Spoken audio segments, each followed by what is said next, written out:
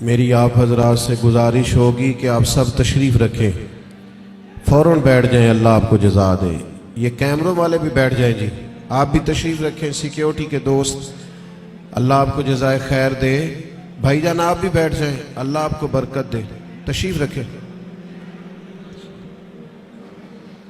آپ سب، آپ سے عرض کیا تھا بیٹھنے کا، اور یہ موبائل بھی اگر آپ نیچے کر لیں گے تو جو آپ کے پیچھے بیٹھا ہے اسے تکلیف نہیں ہوگی، تھوڑا نیچے کر لیں صرف موبائل کو، درود شریف پڑھ لیں بلند آواز سے، الصلاۃ والسلام علیک یا رسول اللہ وعلی آلک واصحابک یا حبیب اللہ۔ حمد و صلات کے بعد الحمدللہ آج اس خوبصورت محفل پاک میں ایک بڑی تعداد میں دیکھ رہا ہوں علماء بھی اور دیگر دینی اور روحانی شخصیات بھی جلوہ فراز ہیں۔ اللہ تعالی ہماری اس حاضری کو اپنی بارگاہ میں قبولیت کا شرف عطا فرمائے اور اس محفل پاک کو عقائد کی پختگی، اعمال کی درستگی اور ہمارے گناہوں کی معافی کا سبب بنائے۔ استقبال رمضان المبارک کے تعلق سے آج کی اس بزم نور کا انعقاد ہے۔ اللہ تعالیٰ نے قرآن مجید کے اندر ارشاد فرمایا کہ شہر رمضان الذی انزل فیہ القرآن، فرمایا رمضان کا وہ بابرکت مہینہ ہے جس میں ہم نے قرآن مجید نازل فرمایا ہے۔ میری بڑی آپ سے مؤدبانہ عرض ہے کہ ظاہر ہے مسجد کا بہت احترام ہے، یہ دوست جو ٹھیک کرا رہے ہیں نا سب کو، یہ کبھی چھوڑ دینا سارا کام، اطمینان سے بیٹھیں جی، ماشاءاللہ اللہ کا گھر ہے، پیار سے بیٹھے سارے، آپ سب اطمینان سے بس اپنی اپنی جگہ، کوئی کسی کو اگر درست کرنا بھی چھوڑ دیں تو آپ کا اللہ تعالیٰ آپ کو صلہ عطا فرمائے۔ اللہ کے گھر کا احترام زیادہ ہے، پیر مولوی تو آتے جاتے ہی رہتے ہیں، تو آپ اگر تھوڑا خاموشی اختیار کریں گے تو میں بات کر سکوں گا۔ اللہ کریم آپ کو بہترین صلہ عطا فرمائے۔ میرا خیال ہے اس ماحول کو دیکھ کر بہت سارے دوستوں کا یہ والا شکوہ تو مجھ سے اٹھ جانا چاہیے کہ میں بہت ساری جگہوں پہ کیوں حاضر نہیں ہو پاتا۔ اب دوستوں کو جب ہماری وجہ سے تکلیف ہوگی، جس طرح لوگ آزمائش میں بیٹھے ہیں، تو ظاہر ہے اس کا اثر ہوتا ہے طبیعت پہ۔ ہم بڑے چھوٹے لوگ ہیں، اللہ تعالی ہماری خطاؤں سے درگزر فرمائے۔ آپ اطمینان سے مسجد کے بہت زیادہ احترام کو، اللہ کے گھر کے بہت زیادہ ادب کو ملحوظ خاطر رکھیں، اور ویڈیو اتنی ضروری تھی تو مجھے بتاتے، میں صرف ویڈیو بھیجتا، میرا تو خیال تھا کہ مجھے آپ سے گفتگو کرنی ہے۔ اللہ تعالیٰ آپ کو بہت سی بہترین برکتوں سے مالا مال فرمائے۔ اللہ تعالیٰ کوئی ایسی بات مجھ سے ہو جائے جو درست نہیں ہے تو اللہ تعالیٰ میری اصلاح بھی کرے اور مجھے معاف بھی فرمائے۔ دو چار باتیں عرض کرنی ہے، آپ لوگ محبت سے خاموشی سے اگر سماعت فرمائیں۔ مجھے اندازہ ہے کہ لوگ زیادہ ہیں تو ان کو دقت ہو رہی ہے بیٹھنے میں اور آزمائش میں ہے، لیکن بہرحال آپ جب جتنی محبت سے بیٹھیں گے اس کا زیادہ اجر ملے گا آپ کو۔ تو رمضان شریف کے تعلق سے چند ایک گزارشات آپ کی خدمت میں عرض کرنی ہے۔ اللہ کریم نے ارشاد فرمایا کہ رمضان وہ بابرکت والا مہینہ ہے جس میں ہم نے قرآن مجید نازل فرمایا ہے۔ میں یہاں آیا تو یہاں میرے لیے خیر کے جملے کہے گئے، اچھے لفظوں سے میرا استقبال کیا گیا، تو ظاہر ہے جو یہاں دوست بات کر رہے تھے وہ معتبر آدمی تھے، اچھے آدمی ہوں گے، تو آپ یقیناً یہ کہتے ہوں گے کہ ہمارے مولانا نے جس کے لیے اعلان جمعے میں کیا ہے اور کتنے سارے لوگ جس کو سننے کے لیے آئے ہیں شاید بڑا آدمی ہو۔ کوئی کسی کے لیے جب استقبالیہ کہتا ہے، اچھے جملے کہتا ہے، تو اس بندے کا اپنا قد کتنا بڑا ہوتا ہے، لوگ آنے والی شخصیت کو بھی اسی میں تولتے ہیں۔ اور جناب ہمارے استاد کہہ رہے تھے کہ فلاں آدمی کی بات سننی ہے، وہ ہمارے فلاں بزرگ نے فرمایا کہ فلاں کی بات سننی ہے۔ اس سے بہت اچھے، بہت گہرے، بہت مؤثر اثرات پیدا ہوتے ہیں. یعنی ایک نقیب محفل اٹھ کر اعلان کریں تو بھی بڑی بات ہے، لیکن اگر وہاں کوئی عالم بیٹھے ہوں، وہ مائک لے لے کے میں دعوت دیتا ہوں فلاں آدمی کو، اس کا اور گہرا اور عمدہ اور زیادہ اثر ہوگا. مثال دی ہے، بات سمجھ میں آ جائے. رمضان شریف وہ برکت والا مہینہ ہے جس کے آنے سے قبل خود رسول کریم علیہ السلام نے خطبہ ارشاد فرمایا ہے. بخاری میں، مسلم میں، مشکات میں حضرت سلمان فارسی رضی اللہ تعالیٰ عنہ کی روایت موجود ہے. فرماتے ہیں نبی کریم علیہ السلام نے شعبان کے آخری دن اور رمضان سے ایک دن قبل ہمیں باقاعدہ خطبہ دیا، باقاعدہ. اور کریم محبوب علیہ السلام نے ہمیں رمضان المبارک کے فضائل سنائے. اگر ہم صرف اسی بات کو پیش نظر رکھیں نا کہ رمضان وہ مقدس مہینہ ہے جس کے آنے سے قبل محبوب خطبہ استقبالیہ ارشاد فرماتے ہیں، حضور فضائل بیان کرتے ہیں، ذہن سازی کرتے ہیں، لوگوں کو تیار کرتے ہیں کہ رمضان شریف آ رہا ہے. اور اللہ کے حبیب علیہ السلام نے اس خطبے میں ارشاد فرمایا، لوگوں تم پر ایک برکت والا مہینہ سایہ فگن ہونے والا ہے. اور وہ مہینہ ایسا سعادت والا ہے، ایسا برکت والا ہے کہ فرمایا اس میں تم اگر نفل پڑھو گے تو اللہ فرض کے برابر اجر عطا فرمائے گا، اور اگر تم اس کے اندر فرض ادا کرو گے تو اللہ 70 گنا تمہیں اجر عطا فرمائے گا. اب بات کو سمجھیں، رکھتے اتنی ہیں فرضوں کی، لیکن اس کا ثواب بڑھ گیا ہے. اوقات وہی ہیں نماز کے، لیکن ان کا ثواب بڑھ گیا ہے. اس کے لیے جو ضروریات ہیں، جو شرائط ہیں، جو فرائض ہیں، جو واجبات ہیں، جو سنن ہیں، وہ اتنی ہیں، لیکن اس کا اجر بڑھ گیا ہے. کیوں؟ اس لیے کہ رمضان المبارک میں اللہ تعالیٰ اپنے بندوں پر رحمت بہت فرماتا ہے. اللہ کی رضا ہے، اس کا فضل ہے. ذالک فضل اللہ یؤتیہ من یشاء. اور اللہ جسے چاہے اپنا فضل عطا کرے. محض اللہ کا فضل ہے کہ اس نے نوافل کا ثواب فرائض کے مطابق برابر کر دیا اور فرائض 70 گنا بڑھا دیے. اب سمجھنے کی بات ہے، سمجھنے کی، کہ کسی شخص کو کسی چیز پر زیادہ نفع مل رہا ہو تو وہ توجہ کرتا ہے، وہ پھر باقی کاموں پر وقت نہیں لگاتا. وہ کہتا ہے چونکہ مجھے اب اس کام میں زیادہ، آپ 3 4 5 بزنس کرتے ہو تو جو بزنس آپ کو زیادہ نفع دے رہا ہو، جو زیادہ منافع بخش ہو، آپ اس کو زیادہ وقت دیتے ہیں، اور جس میں ذرا کم آمدن ہو آپ کہتے ہیں یار یہ ثانوی حیثیت کا کام ہے. اس کو کیا کرتے ہیں لوگ دوسرے یا تیسرے درجے پہ رکھتے ہیں، نفع بخش کام نہیں چھوڑتے، خود جا کے اس کاروبار پہ بیٹھتے ہیں جس کا نفع زیادہ ہو.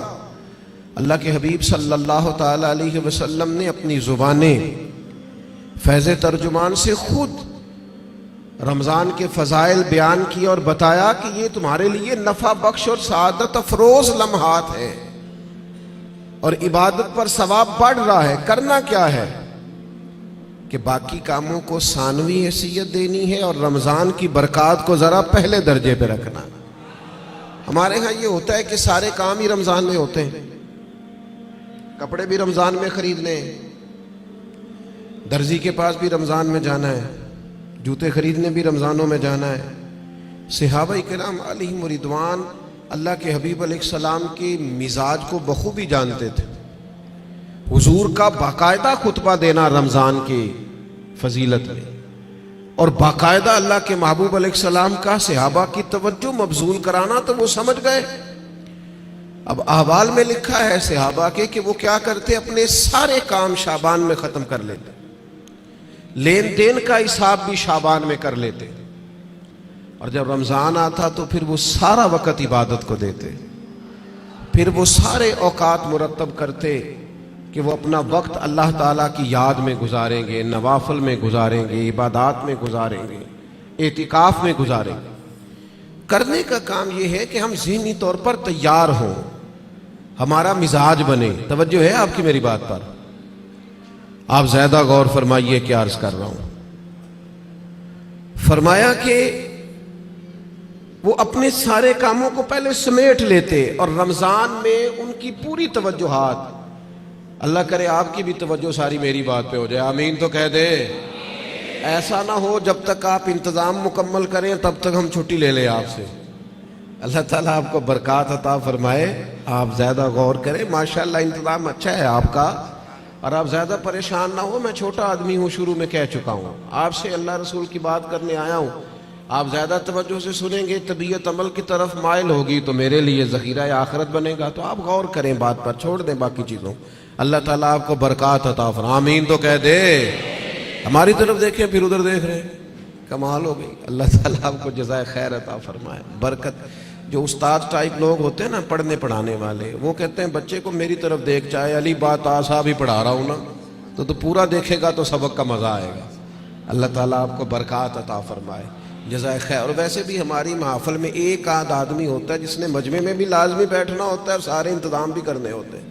بھئی آپ کو بندوبست کرنا ہے تو آپ ادھر تشریف لے جائیں جہاں بندوبست ہو رہا ہے، اب یہاں بھی تشریف فرمائیں وہاں بھی تشریف فرمائیں، تو روحانیت سے ہی کام چلائیں، یہی زیادہ بہتر ہے۔ اللہ تعالیٰ آپ کو بہت سی برکتیں عطا کرے، سلامتی عطا فرمائے، اللہ تعالیٰ اس محفل کی سب برکات ہمیں نصیب کرے۔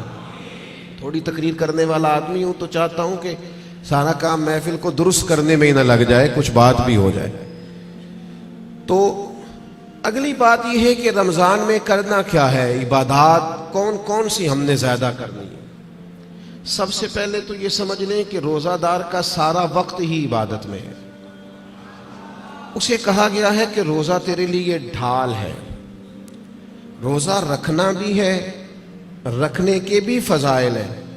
محبوب فرماتے ہیں اللہ تعالیٰ اور اس کے فرشتے سحری کھانے والوں پر رحمتوں کا نزول فرماتے ہیں۔ نہیں آپ کھانا ہی کھا رہے ہیں لیکن کھانا کھاتے کھاتے آپ پر رحمت ہو رہی ہے۔ اور حضور علیہ السلام نے فرمایا، اور ہمارا اور دیگر مذاہب والوں کا فرق یہ ہے کہ ہم سحری کھاتے ہیں اور وہ بغیر سحری کھائے روزہ رکھتے ہیں، یعنی سحری کھانا، اس کو اللہ کے محبوب علیہ السلام نے کتنا درجہ عطا فرمایا۔ اب آپ نے روزہ رکھ لیا، روزہ ڈھال ہے، اس کو رکھنا بھی ہے اور اس کی حفاظت بھی کرنی ہے۔ تھوڑا سا اپنے آپ کو رمضان المبارک میں بدلنا ہے، روٹین کا کام نہیں کرنا۔ آپ نے روزہ رکھا ہے، اب آپ کو اس روزے کا محافظ بننا ہے۔ اس کے لیے کیا کریں گے؟ اپنے آپ پر ذرا پابندی لگائیں گے۔ حضور علیہ السلام کی خدمت میں کچھ خواتین حاضر ہوئی تھی کہ ہم روزے دار ہیں، تو فرمایا تم نے تو غیبت کی ہے، مردہ بھائی کا گوشت کھایا ہے، کہاں رہا تمہارا روزہ؟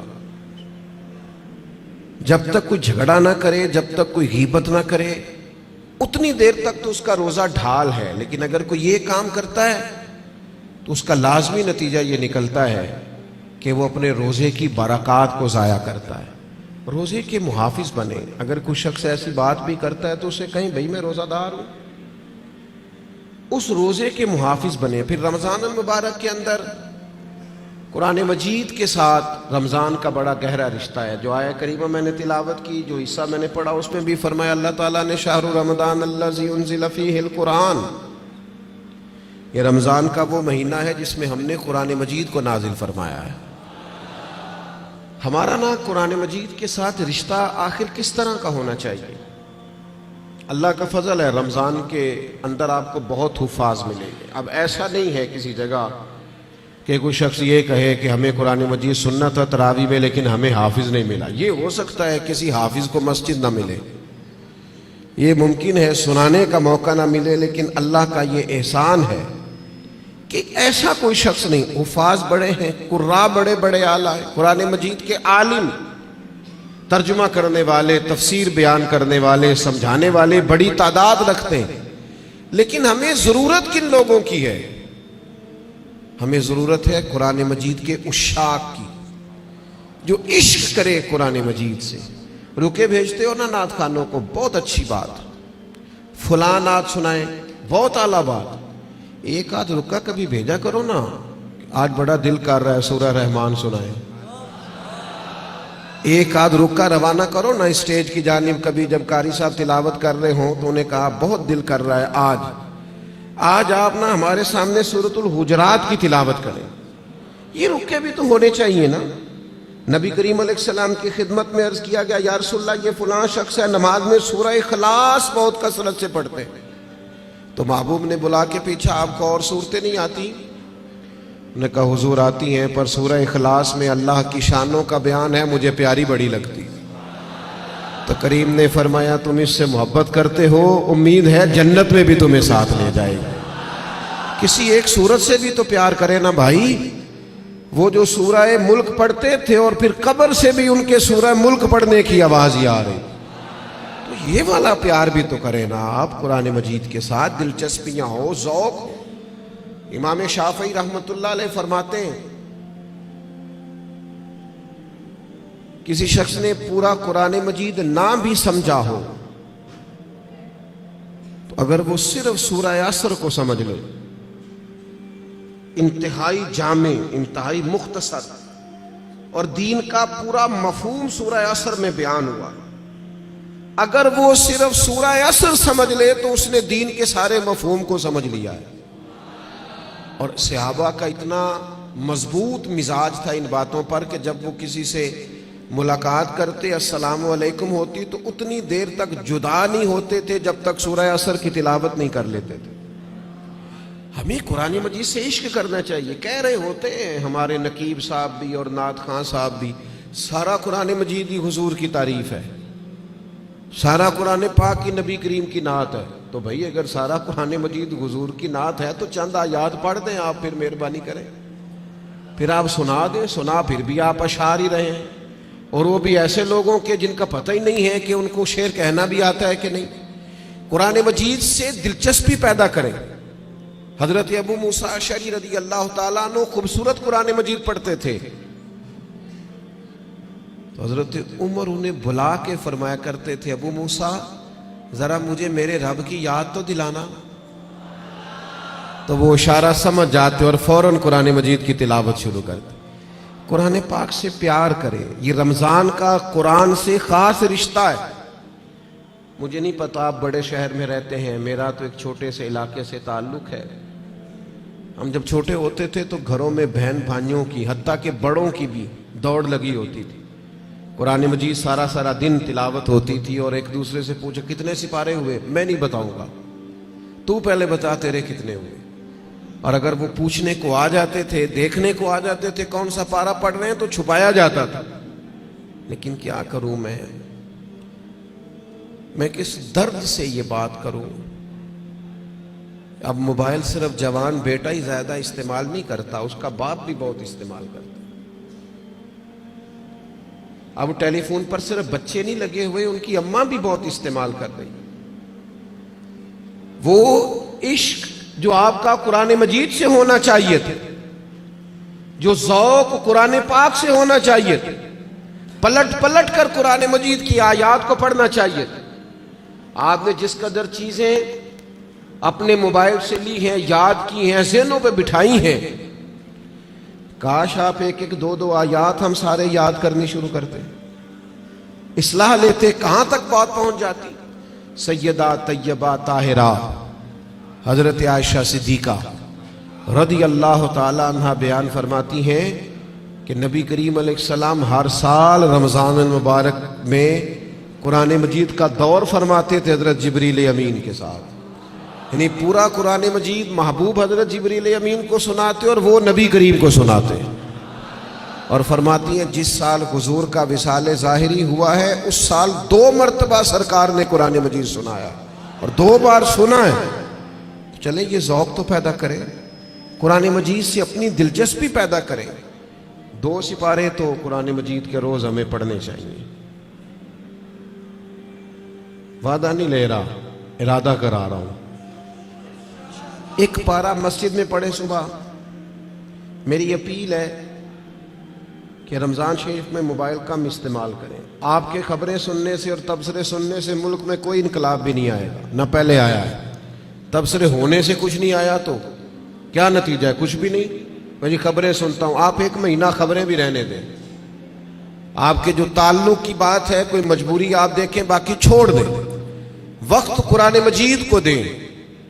یہ سمجھ کر کہ ہمارے رسول پاک کا طریقہ ہے، کریم محبوب کا طریقہ ہے، قرآن مجید کو رمضان میں خاص وقت دیں۔ ایک پارہ مسجد میں پڑھیں، مسجد کا حق ہے، ایک گھر میں پڑھیں، گھر کو قبرستان نہیں بنانا۔ اور تراویح کا آپ ارادہ تو کریں کہ میں نے انشاءاللہ ایک ہی مسجد میں شروع کرنی ہے اور پوری 20 رکعت پڑھنی ہے اور اسی مسجد میں پورا قرآن مجید سننا۔ صرف ایک کام کیجئے گا، بیچ میں چھٹی نہ کیجئے گا، ورنہ اپنے آپ سے پوچھ لیں، جس دن چھوٹے ہوتے اسکول سے چھٹی کرتے تھے اگلے دن بھی چھٹی کرنے کو دل کرتا تھا، اور روٹین میں چلتے رہتے تھے تو کام روٹین میں پڑھو گے، ہر روز پڑھو گے اور کھڑے رہو گے تو کچھ بھی نہیں ہوگا۔ ایک دو دن میں انسان کی نفسیات ہے، ایک دو دن میں روٹین بن جاتی۔ آپ ایک دن اٹھے صبح 5 بجے، تھوڑا مشکل ہوگی آپ کو، بار بار موبائل بجے گا، دوسرے دن بھی شاید تھوڑی مشکل ہو، تیسرے دن موبائل بجے بغیر آنکھ کھلے گی، روٹین بن جاتی ہے آدمی۔ آپ پابندی سے قرآن مجید سنیں رمضان شریف میں، تراویح میں، کچھ بھی نہیں ہوگا۔ بہت گرمی ہوتی ہے، بہت مشکل ہوتی ہے، اور خدا کے بندو، جو قوم کئی کئی گھنٹے امیگریشن کی لائنوں میں لگی رہتی ہے، جو پاسپورٹ اور شناختی کارڈ کے دفاتر میں کھڑی رہتی ہے، وہ قرآن مجید کے لیے کھڑا ہو کے تو دیکھے اللہ کی رحمت کتنی نازل ہوتی ہے۔ وہ کوشش کرے تو صحیح۔ آپ کو شرعی عذر ہے، کسی کو کوئی ایسی تکلیف ہے، بیماری ہے، معاملہ الگ، قرآن مجید سے اپنا ذوق پیدا کریں۔ ہمارے ایک استاد صاحب تھے، پیر سید مراتب علی شاہ صاحب رحمۃ اللہ علیہ، حضور شیخ الاسلام خواجہ قمر الدین سیالوی کے وہ خلیفہ تھے اور حضرت محدث اعظم پاکستان رحمۃ اللہ علیہ کے شاگرد تھے۔ تو میں نے ان کو دیکھا کہ وہ جب بہت ضعیف ہو گئے تھے، اس حالت میں بھی وہ بہت عرصہ انہوں نے خود قرآن مجید سنایا، تو حافظ کے پیچھے کرسی پہ بیٹھتے تھے۔ بہت بڑھاپا تھا، ظاہری طور پر کمزوری تھی، پر جو قرآن مجید سے ان کا پیار تھا وہ بڑا انوکھا تھا۔ قرآن مجید سے محبت پیدا کریں، ذوق پیدا کریں۔ اور میں آپ سے عرض کروں، آپ کا جو بچہ بڑا چھوٹا ہے نا، 2-2.5 سال کا ہے، بچی بڑی چھوٹی ہے، آپ قرآن مجید لے کے گھر میں بیٹھ جائیں، انشاءاللہ وہ بھی پارہ لے کے آپ کے قریب آ کے بیٹھ جائیں گے۔ آپ یہ کریں، آپ دیکھیں انقلاب آتا ہے۔ تیسرا کام جو ہم نے رمضان شریف میں کرنا ہے وہ ہے ایک دوسرے کا خیال رکھنے کا کام۔ رمضان غمخواری کا مہینہ ہے، اپنے اخراجات کم کریں، اپنے ارد گرد خیال کریں۔ حضرت عبداللہ ابن عمر رضی اللہ تعالیٰ عنہ فرماتے ہیں کہ حضور تو ہمیشہ ہی بانٹا کرتے تھے، پر رمضان میں جو نبی پاک کی سخاوت ہوتی تھی، حضور اس طرح بانٹتے کہ دونوں ہاتھوں سے تقسیم فرماتے۔ رمضان المبارک میں سخاوت کا مزاج بدلیں۔ ہمارے ہاں بھی سخاوت ہوتی ہے، آپ کا نہیں مجھے پتا، ویسے ہمارے ہاں آئمہ مساجد کو جو جوڑا دیا جاتا ہے نا سوٹ سینے کے لیے، وہ 27ویں رمضان کو باز لو۔ آپ کے ہاں کب دیتے ہیں؟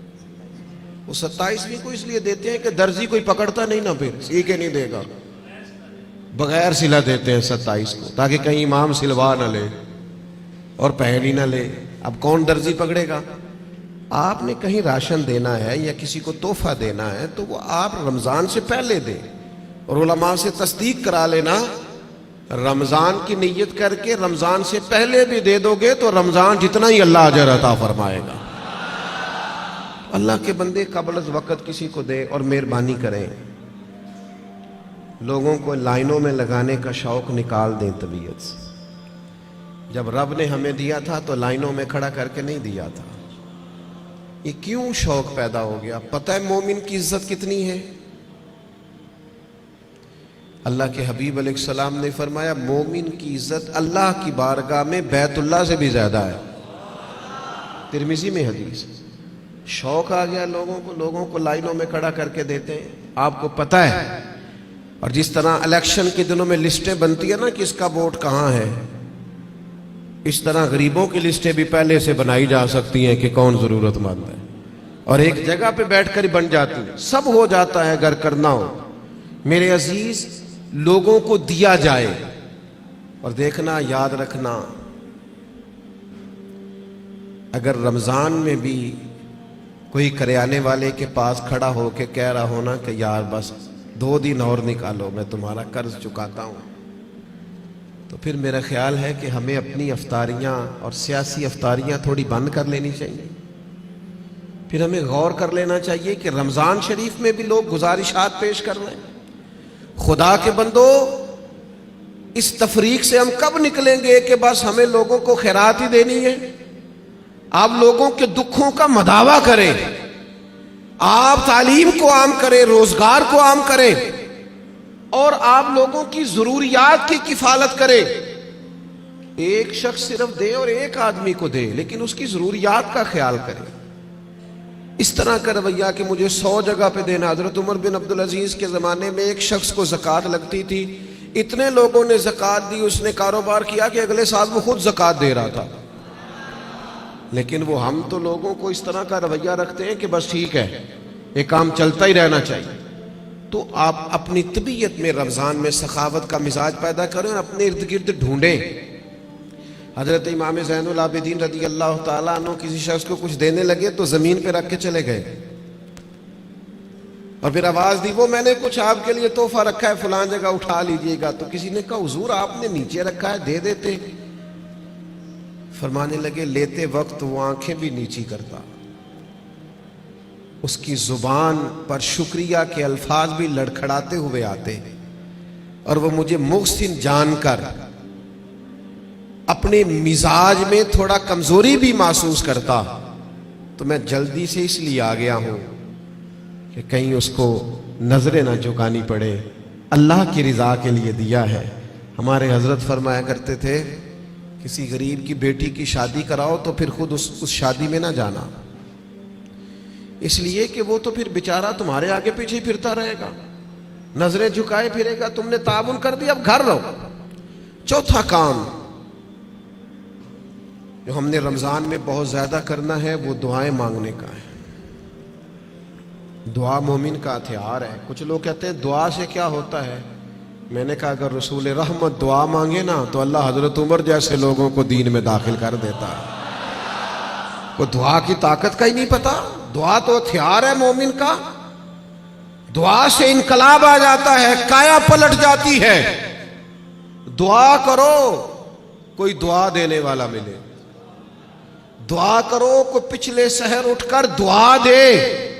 कोई बैठा हुआ मुझे दूर दुआ देता है, मैं डूबता हूं पर समुंदर उछाल देता है।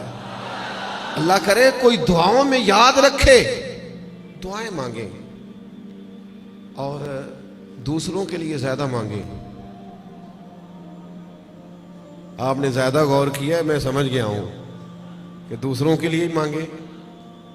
ये बड़ा मुश्किल काम होता है, लेकिन आप दूसरों के लिए मांगे। हदीस में फरमाया, जो दुआ तुम किसी के लिए मांगते हो अल्लाह पहले तुम्हें अता फरमाता है। आप मांगेंगे तो वो तो करम होगा। अपने लिए भी मांगे पर दूसरों के लिए भी मांगे। दिल बड़ा जख्मी है, तबीयत बड़ी बेचैन हो जाती है जब फलस्तीन के लोगों की तकलीफ देखते हैं। हम ना खबरों में थोड़े दिन रहने वाले लोग हैं, हमारा मिजाज है, जो खबर चल गई उसके पीछे हो लिए। जिन इलाकों में सैलाब आया था वो सारे लोग अपने अपने घरों में सेट हो गए, कारोबार चल गए, लेकिन खबरें खत्म हो गई हैं ना, तो हम भी चुप कर गए। फलस्तीन की चंद दिन खबरें जरा ज्यादा थी तो हम भी जरा ज्यादा बात कर रहे थे। अब वो खबरें खत्म हो गई, जंग तो खत्म नहीं हुई, तकलीफ तो खत्म नहीं हुई। खुदा के बंदो, जो जख्म लगे थे वो तो नहीं भरे। आंसू तो अपनी जगह पे हैं, दर्द तो अपनी जगह पे है, लेकिन हम खामोश हैं।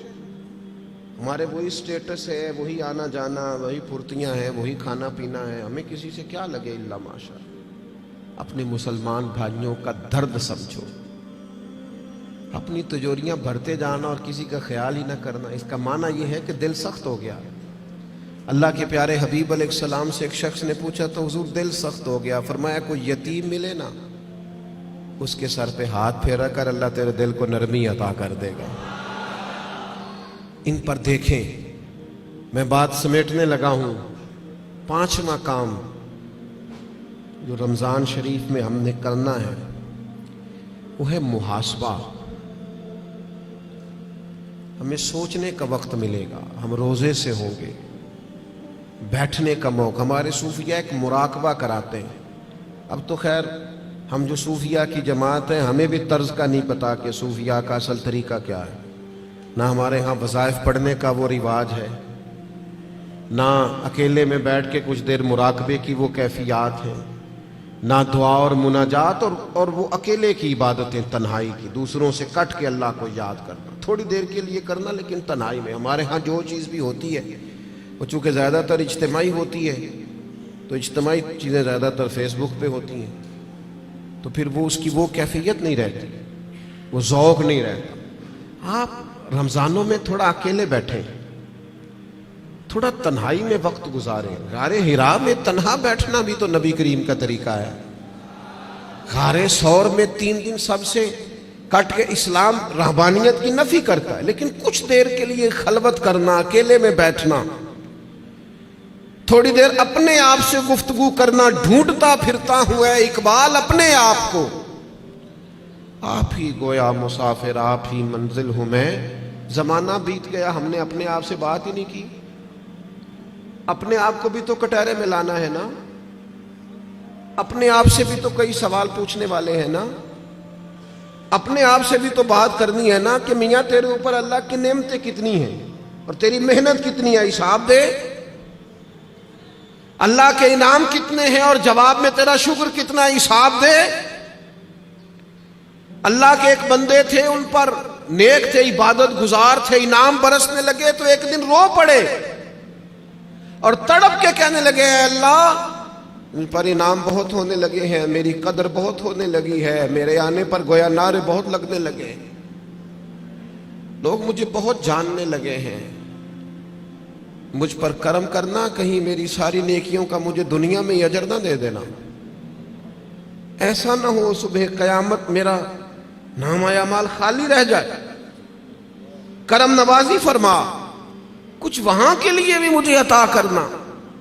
میرے عزیز، رمضان آپ کو موقع دے گا کچھ تنہائی میں بیٹھے، اپنے مالک کے حضور حاضر ہوں. سحری کے لیے جب اٹھے نا تو 20 منٹ پہلے اٹھیں، پھر وضو بنائیں، پھر تہجد کی نماز پڑھیں. بڑی پسند ہے رسول پاک کو تہجد کی نماز، حضور بڑے ذوق سے اٹھتے. آپ اکیلے ہوں اپنے گھر میں پڑھیں. اس عبادت کے بعد اللہ کے حضور حاضر ہوں، اپنے لیے امت کے لیے کشکول طلب دراز کریں، لیکن اپنا محاسبہ کریں. ساری زندگی دوسروں کا حساب کیا ہے. وہ حضرت موسیٰ کلیم علیہ السلام نے ایک بہت نیک آدمی سے کہا، بہت نیک آدمی سے، کہ آپ بتائیے بستی میں سب سے گناہگار کون ہے؟ تو اس نیک آدمی نے اپنے گلے میں رسی ڈالی اور حضرت کلیم کے ہاتھ میں تھما کے عرض کرنے لگے حضور کچھ لوگوں کا مجھے خیال تھا کہ شاید ان میں کچھ غلطیاں ہوں، پر ان کی غلطیوں کا مجھے صرف شک تھا، اپنی غلطیوں کا تو مجھے یقین ہے نا، تو مجھے طے ہے نا میں نے کی ہے، تو میں ہوں سب سے بڑا گناہگار. تو آپ فرمانے لگے پتہ تمہیں درجہ کیوں ملا؟ یہ تمہاری جو عاجزی ہے اسی نے تمہیں درجات عطا کی. اپنے آپ سے تو مدتوں ہو گئے ہم نے اپنے آپ سے کبھی بات ہی نہیں کی.